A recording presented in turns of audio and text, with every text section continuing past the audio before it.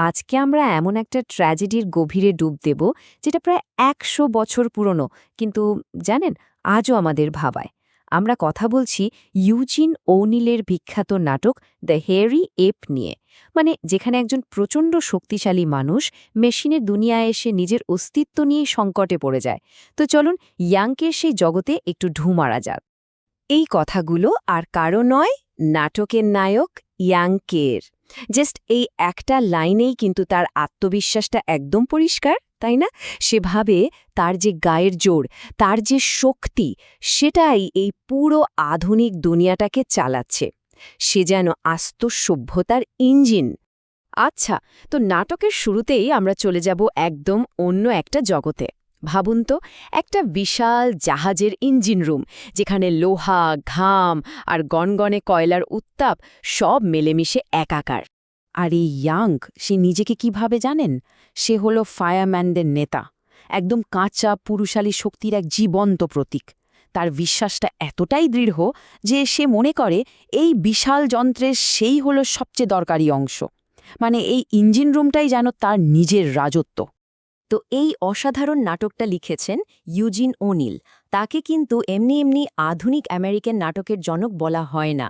আর এই নাটকের সবচেয়ে মজার ব্যাপার হলো, ওনিল নিজে সমুদ্রে কাজ করতেন, আর সেই ব্যক্তিগত অভিজ্ঞতাই নাটকটাকে এতটা বাস্তব আর জীবন্ত করে তুলেছে। তার লেখার গভীরতা এতই ছিল যে তিনি সাহিত্যে নোবেল পর্যন্ত পেয়েছিলেন। নাটকটা ঠিকঠাক বুঝতে হলে একটা জিনিস জানা খুব দরকার, সেটা হলো এক্সপ্রেশনিজম বা ভাববাদ। এর মূল আইডিয়াটা খুব সহজ। বাইরে দুনিয়াটা কেমন দেখাচ্ছে সেটা আসল কথা না। আসল কথা হলো একটা চরিত্রের ভেতরের দুনিয়াটা কেমন, তার মনে কি চলছে, তার আবেগ, তার কষ্ট, এগুলি মুখ্য। ওনিলও কিন্তু ঠিক এই কাজটাই করেছেন। তিনি বাস্তবতার চেয়েও ইয়াংকের মনের ভেতরে যে ভাঙচুর, সেটাকেই ফোকাস করেছেন। ওই ইঞ্জিন রুমের ভেতরেই কিন্তু আমরা দুটো একদম আলাদা মানসিকতা জগৎ দেখতে পাই।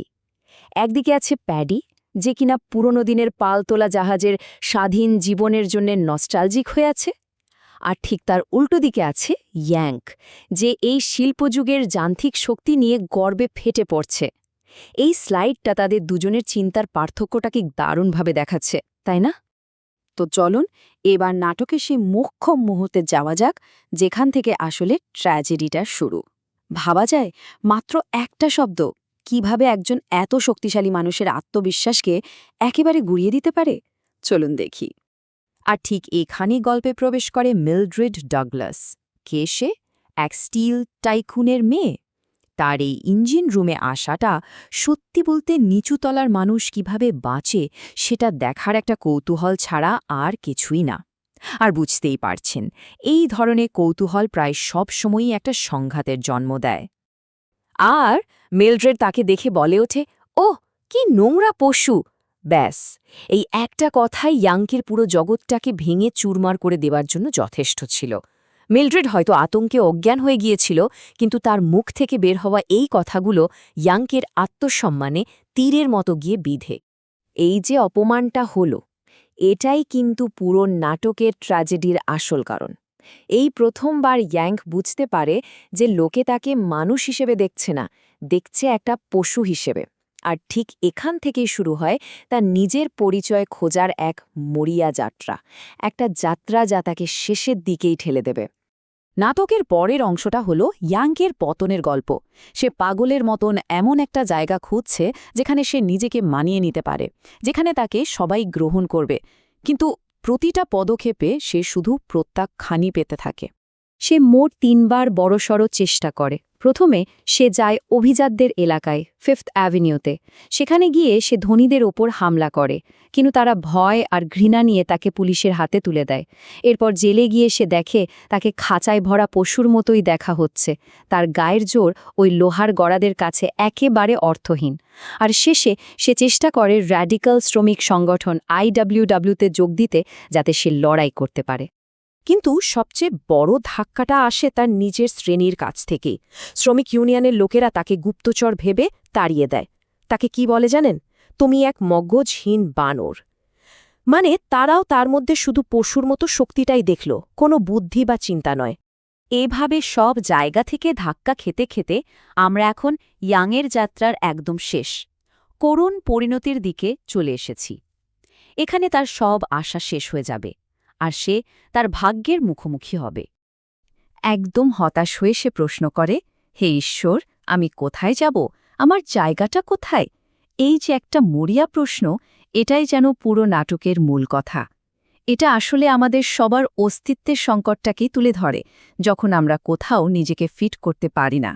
মানব সমাজে সবাই যখন তাকে প্রত্যাখ্যান করল, তখন ইয়াং ঘুরতে ঘুরতে একটা চিড়িয়াখানায় পৌঁছায়। আর সেখানে একটা গরিলাকে দেখে সে ভাবে এই প্রাণীটাই হয়তো একমাত্র তাকে বুঝতে পারবে। তার যুক্তিটা ছিল খুব সহজ কিন্তু করুণ। যদি সবাই আমাকে পশুই ভাবে, তাহলে হয়তো পশুদের সাথেই আমার থাকা উচিত। খাঁচায় বন্দি ওই গরিলার শক্তির মধ্যে সে নিজের প্রতিচ্ছবি দেখতে পায়। ইয়াং ওই গরিলাটাকে তার ভাইয়ের মতো দেখে, যে ঠিক তারই মতো একটা খাঁচায় বন্দি। এরপর সে যা করে তা এক কথায় মর্মান্তিক।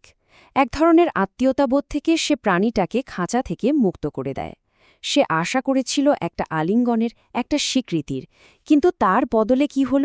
গরিলাটা তাকে পিষে মেরে ফেলল আর তার নিথর দেহটা ছুঁড়ে ফেলে দিল ওই খালি খাঁচার ভেতরে।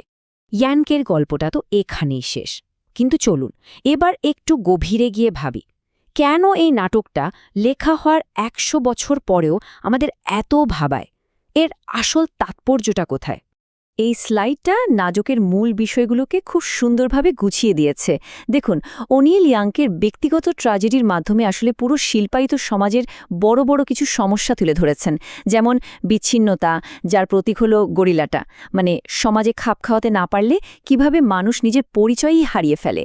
এরপর আছে শিল্পায়ন, যার প্রতীক ওই ইঞ্জিন রুম। এটা দেখায় কিভাবে যন্ত্র মানুষকে তার মনুষ্যত্ব থেকে সরিয়ে দিয়ে একটা মেশিনের অংশে পরিণত করে। আর সবশেষে শ্রেণী সংঘাত, যেটা আমরা ফিফথ অ্যাভিনিউতে দেখি, ধনী আর শ্রমিকের মধ্যে সেই অমোচনীয় দেয়াল। এই সবগুলোই কিন্তু এই নাটকের প্রাণ। আর ইউজিন ওনিলের লেখার জোরটা কেমন ছিল তার একটা প্রমাণ দিই। তিনি তার কাজের জন্য একবার নয়, দুবার নয়, ৪বার পুলিৎজার পুরস্কার জিতেছিলেন। দ্য হ্যারি এপের মতো নাটকই কিন্তু তাকে আমেরিকার ইতিহাসের অন্যতম সেরা নাট্যকারের সম্মান এনে দিয়েছে। তাহলে সবশেষে আমরা কি বলতে পারি? দ্য হ্যারি এপ আসলে এমন একটা পৃথিবীর জন্য একটা শক্তিশালী সতর্কবার্তা, যে পৃথিবী মানুষের চেয়ে যন্ত্রকে বেশি দাম দেয়, আর যারা সেই যন্ত্রগুলোকে চালায় তাদের মনুষ্যত্বকেই ভুলে যায়। এটা আমাদের খুব সহজ করে একটা কথা মনে করিয়ে দেয়, সম্মান ছাড়া শুধু শক্তি থাকাটা একদম অর্থহীন। তো এই আলোচনাটা আমরা শেষ করতে চাই একটা প্রশ্ন দিয়ে। আজকের এই যন্ত্র আর সিস্টেমের পৃথিবীতে আমাদের সত্যিকারের জায়গাটা আসলে কোথায়? ইয়াংয়ের সেই ১০০ বছর আগের লড়াইটা কি আজকের দিনও প্রাসঙ্গিক নয়? প্রশ্নটা ভাবার জন্য রইল।